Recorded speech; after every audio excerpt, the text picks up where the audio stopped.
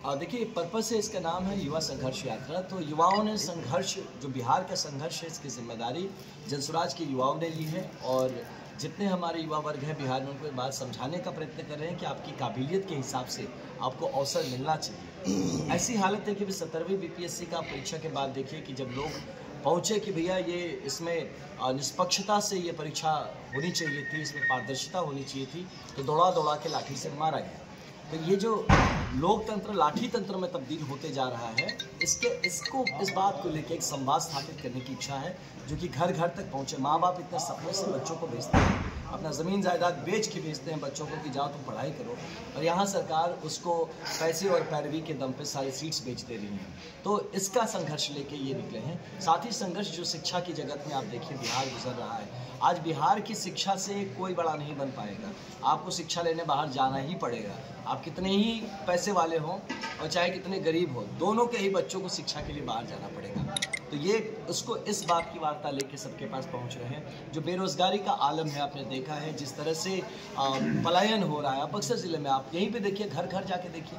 मैं तो अपनी लोकसभा चुनाव में घुमा, गाँव में युवा है ही नहीं, गए कहाँ? सारे या तो नौकरी की तलाश में या तो पढ़ाई की तलाश में, सब बाहर जा रहे हैं। इसको कैसे रोका जाए, कैसे यहाँ 10, 12, 15 हज़ार की नौकरी बक्सर ज़िले में बक्सर के लोगों के लिए किया जा सके, इसका व्यवस्था और इसका संवाद लेके जा रहे हैं। साथ हम इस बात का संवाद लेके जा रहे हैं कि जो 400 रुपये वृद्धा पेंशन के नाम पे फर्जीवाड़ा चल रहा है, इस चीज़ को लोग समझे कि इनके साथ कैसे गलत किया जा रहा है, और कम से कम 2000 का पेंशन हमारे बुजुर्गों को मिलना चाहिए। इस बात का संवाद लेके पहुंच रहे हैं। महिला सशक्तिकरण की हम बात कर रहे हैं कि महिलाओं के हाथ में अगर पूंजी आता है तो महिलाएं अपने परिवार को गरीबी से शायद निकाल सकती हैं। तो इस बात की उनको बात करें। किसान कैसे मजबूत हो, आज किसान की हालत देखिए, कहीं सिंचाई का दिक्कत, कहीं मंडी का दिक्कत, आप उसके सामान जो है वो टाइम पे बिक नहीं रहा है, कहीं टमाटर उगा रहे हैं बर्बाद हो जा रहा है। इन सब चीज़ों की बात लेके कि एक किसान जो खेती कर रहा है वो सिर्फ खाने की खेती से कमाने की खेती तक कैसे जा सके, इस बात का संवाद। मोटा मोटा ये संवाद है, लेकिन साथ में इसके भ्रष्टाचार जो युक्त हालात हो चुके हैं बक्सर बिहार में, तो इसके बारे में संवाद है। और साथ ही आप देखिए कि कानून व्यवस्था जो है, आप कहीं पे देख लीजिए, आप सबसे छोटा चीज़ बताता हूँ, लॉ एंड ऑर्डर आप देख लीजिए। कोई कितना ही अपना हेगड़ी झाड़ लीजिए, बहुत अच्छा लॉ एंड ऑर्डर है। आप सबको पता है कि यहाँ पे दिन रात क्या होता है। अब बक्सर में हूँ, अब बक्सर को तो मतलब गली गली से समझते हैं। आप देख लीजिए, क्या बक्सर के लोग इस तरह से अपने घरों में, अपने दुकानों में मर्डर होना उचित है? आपको मार के नाले में फेंक दिया जाता है। कई केसेस है रिसेंट में, आप उठा के देख लीजिए। आप ट्रैफिक की हालत देख लीजिए। हमारे टीम का एक लड़का गोलू है ना, जो हमारे साथ, मेरे साथ बहुत ही भाई जैसा था, तो वो अभी कुछ दिन पहले यहीं पे आपके रोड के ऊपर एकदम हाईवे पे उसको उड़ा दिया गया गाड़ी से। और कैसे? उल्टे साइड से गाड़ी। पुलिस का जिम्मेदारी क्या था? ये ट्रैफिक पुलिस थी कहाँ?